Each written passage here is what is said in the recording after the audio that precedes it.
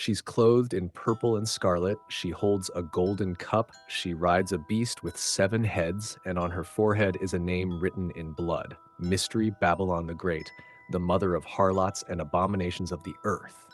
For centuries, theologians said this woman was Rome. Others pointed to the Vatican or the ancient kingdoms of the Middle East. But what if they were all wrong? What if Babylon never died? What if she just changed her clothes? What if her throne wasn't in the desert anymore, but right here, under our feet? Today, the United States leads the world in war, wealth, and wickedness. She exalts freedom, but preaches rebellion. She sells liberty, but delivers chains. And the world drinks from her cup every single day. Could the land of the free be the woman of Revelation? Could America be Mystery Babylon? What is Mystery Babylon?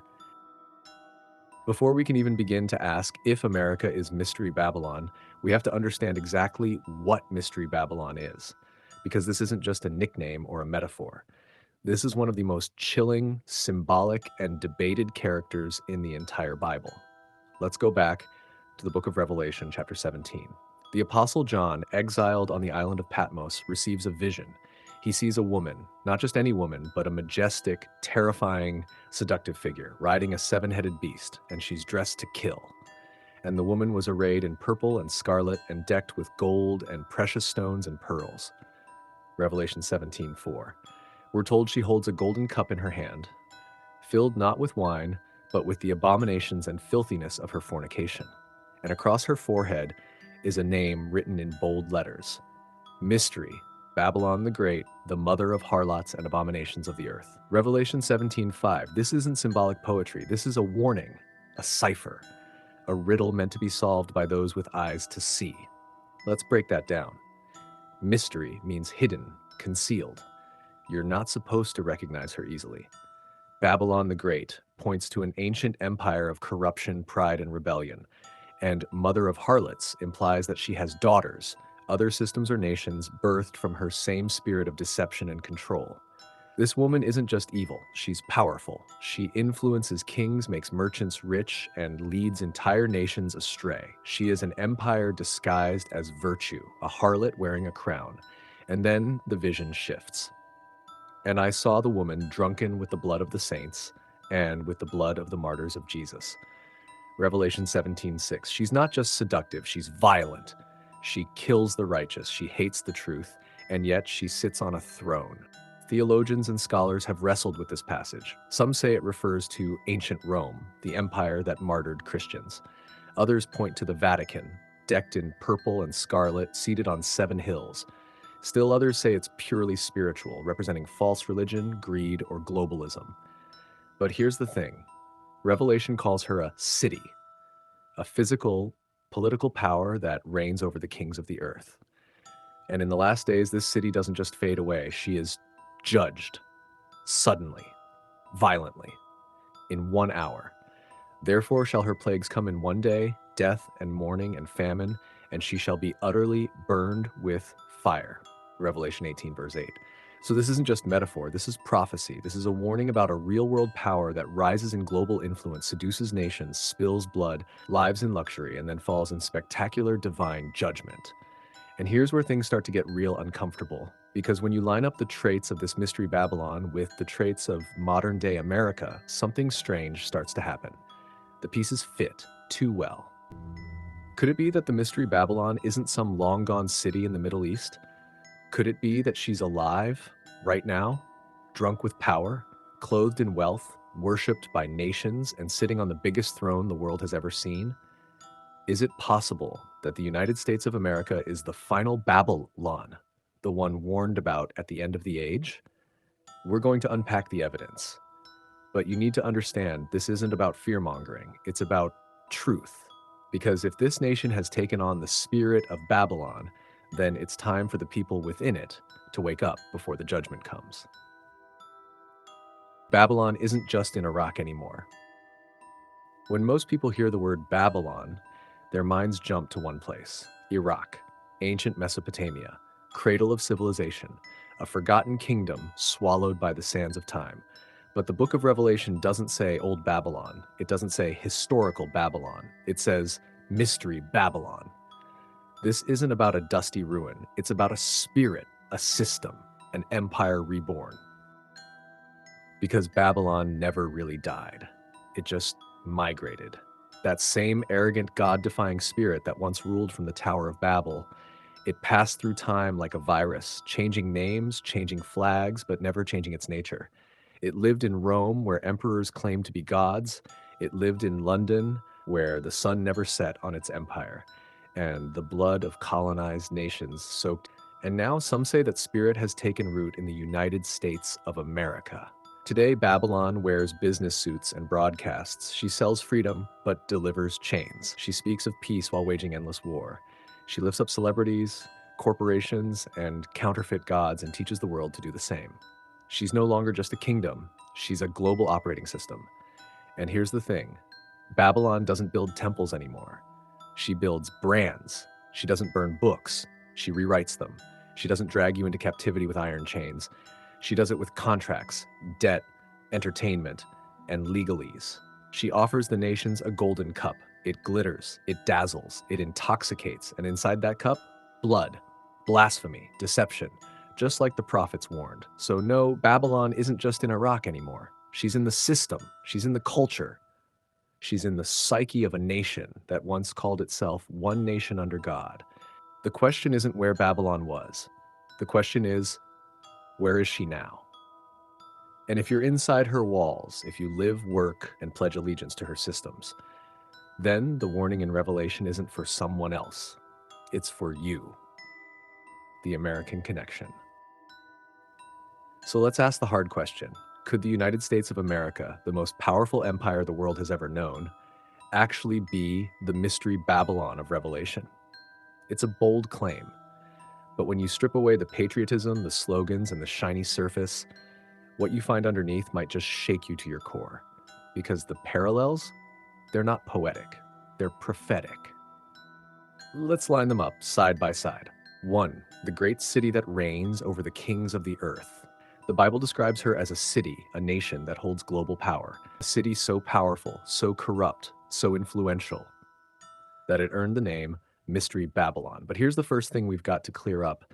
This city, it can't be ancient Babylon. The original city of Babylon, yes, the one in Iraq, was real. It was powerful and it was judged, but it's also surrounded by desert. There are no seas, no oceans, no major waters for hundreds of miles. Yet Revelation 17:1 says, "Come hither, I will show unto thee the judgment of the great whore that sitteth upon many waters." And again in chapter 18, and every shipmaster and all the company in ships and sailors and as many as trade by sea stood afar off and cried when they saw the smoke of her burning. This isn't talking about a forgotten desert ruin. This is a global port city, one surrounded by water, known by the merchants of the world. New York is a port city like no other. It sits at the mouth of the Atlantic. Its harbors are lined with docks, cranes, and tankers from every continent. It's home to one of the largest shipping centers in the world, and not just physical goods. It exports finance, media, culture, law, and ideology. For thy merchants great men of the earth, for by thy sorceries were all nations deceived. Revelation 18:23. Now ask yourself, what city influences the nations more than New York? Hollywood may entertain the world, but Wall Street runs it.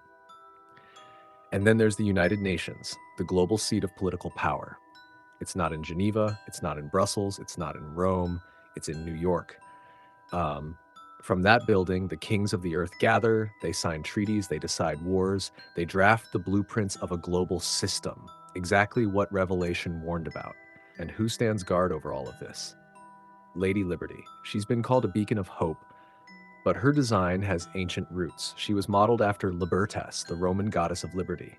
Libertas was associated with Ishtar, Babylon's goddess of fertility, war, and sexual liberation. She's not a Christian symbol. She's a pagan one, and she stands over many waters. The waters which thou sawest, where the whore sitteth, are peoples and multitudes and nations and tongues.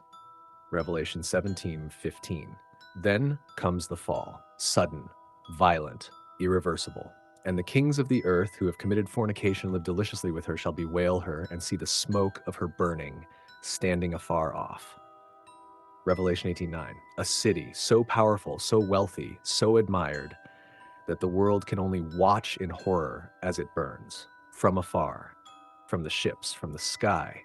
And they cast dust on their heads and cried, weeping and wailing, saying, Alas, alas, that great city. Revelation 18:19.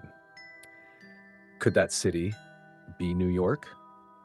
It couldn't be ancient Babylon. It wasn't Rome, and it's not some future capital that hasn't been built yet. It's a city that rules now. A city that trades with the world. A city surrounded by waters. A city that, when it falls, the world will mourn. This is the great city, and we're standing in its shadow. Look around. The US doesn't just influence the world, it controls it. Economically, militarily, culturally. Through the dollar, the media, and the military-industrial complex, America calls the shots from sea to shining sea. The kings of the earth don't just visit Washington, they bow to it. 2. Clothed in purple and scarlet, decked with gold. Revelation 17:4. Mystery Babylon is rich, lavish, dressed in royalty. Look no further than America's ruling elite. Congress wears purple and scarlet robes. Bankers deck themselves in gold. Celebrities walk in jewels, paid millions to sell lies to the masses. We print money out of thin air while half the planet starves, and we call it freedom. 3. The mother of harlots and abominations, Revelation 17:5. America doesn't just tolerate perversion, it exports it. We lead the world in pornography production. We glamorize every vice and call it art. We slaughter the unborn in the name of choice and call it progress. She made the nations drunk with the wine of her fornication. Revelation 17:2. Tell me, what does Hollywood do if not make the world drunk with moral confusion? 4. The blood of the saints and martyrs of Jesus. Revelation 17:6. Once upon a time, America was a sanctuary for the faithful. Now, biblical values are labeled hate speech. Christians are targeted, silenced, sued, even jailed for standing on the word. And don't forget the lives lost overseas, millions dead in justified wars. Some say it was for freedom, others say it was for profit. Either way, the blood cries out. She says in her heart, I sit a queen and shall see no sorrow. Revelation 18. Mystery Babylon is arrogant. She believes she's untouchable. Sound familiar? America is the land of exceptionalism. We tell the world we're the greatest country on earth, that nothing can touch us, that judgment could never happen here. But prophecy warns, therefore her plagues will come in one day, death, mourning, and famine, and she shall be utterly burned with fire. Revelation 18:8. 1 hour. Sudden. Final. We think we're above judgment, but Babylon thought that too. And when the hour came, no one could stop it. The signs are here. The evidence is stacking up. The warning is loud and clear.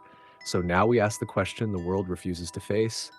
Is America the final empire, built on the ashes of Babylon and destined to fall the same way? Statue of Liberty, a hidden symbol? She's one of the most iconic symbols in the world. Standing tall in New York Harbor, her torch lifted high, a beacon of hope, of freedom, of the so-called American dream. But what if I told you she's not who we think she is? What if Lady Liberty, the mother of exiles, is actually the mother of harlots? Let's break it down. The Statue of Liberty was a gift from France, but not just from France. It was designed by Freemasons, specifically by a man named Frederic Auguste Bartholdi, who was heavily influenced by occult symbolism, ancient goddesses, and Roman paganism.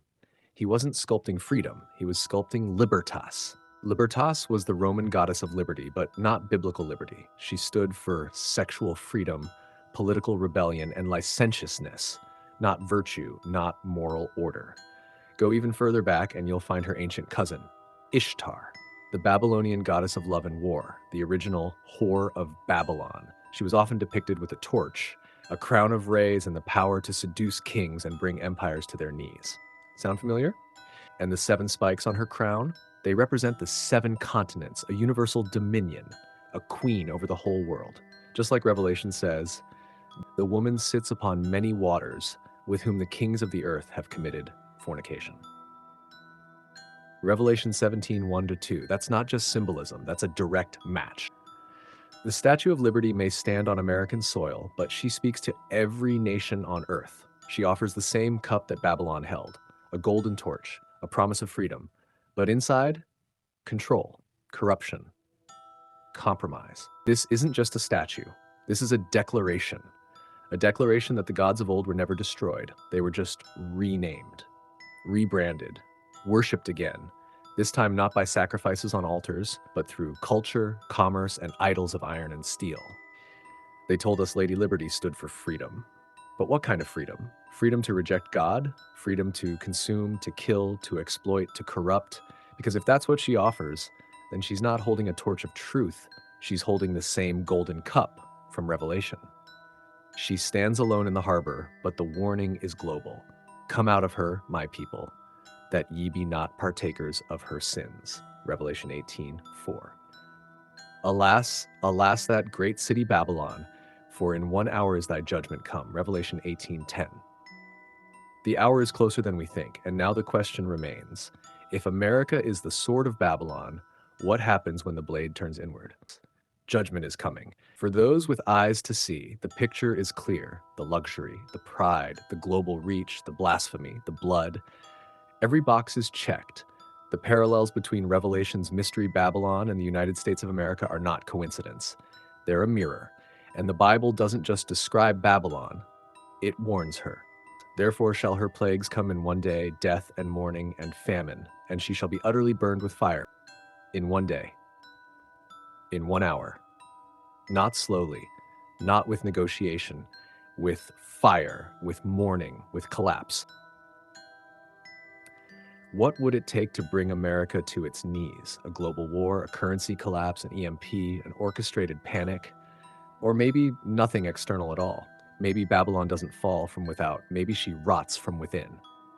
We've trusted in our weapons, in our wealth, in our technology, but we have forgotten God. And Scripture makes one thing very, very clear. God is not mocked, for whatsoever a man soweth, that shall he also reap. Galatians 6:7. What does a nation reap when it sows blood? What does a people reap when they trade truth for tolerance and justice for agendas? The sins of Babylon were not hidden. They were celebrated. She boasted, I sit a queen and am no widow and shall see no sorrow. But sorrow is exactly what's coming. Rejoice over her, ye heaven, and ye holy apostles and prophets, for God hath avenged you on her. So what do we do? If America truly is Mystery Babylon, if the system is beyond reform, if the empire is already doomed, then the answer is not to fight for the beast. It's to come out from her. Come out of her, my people, that ye be not partakers of her sins, that ye receive not of her plagues. Revelation 18:4. This isn't about running to the mountains. It's about awakening to truth, choosing God's kingdom over man's, choosing righteousness over rebellion, and preparing your soul not for a new election or a new system, but for the return of the king. This isn't fear. This is truth. And the truth is, Babylon is here, and her time is almost up. You can't vote your way out of prophecy. You can't cancel what's been foretold, but you can wake up. You can repent. You can come out from her. I'm Rocky Smith, and this was America Mystery Babylon. Like, share, subscribe, and pray. Because the end isn't near. It's already begun.